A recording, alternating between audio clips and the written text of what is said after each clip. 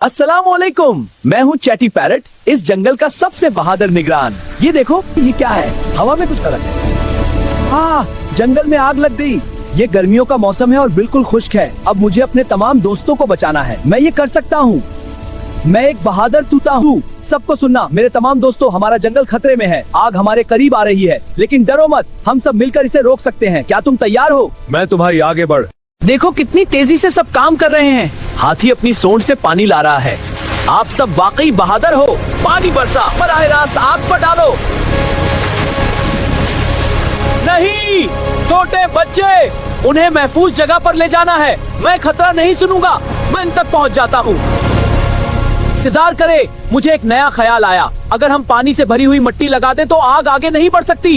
ये है तेज सोच, ये है हिकमत से काम लेना। आखिरी आग, आखिरी चंगारी। हमने किया।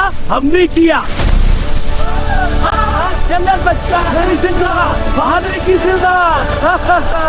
दोस्तों देखो तुमने क्या किया। एक छोटे से तोते और अपनी टीम वर्क से हमने पूरे जंगल को बचा लिया। ये है सच्ची ताकत, एक दूसरे की मदद करना।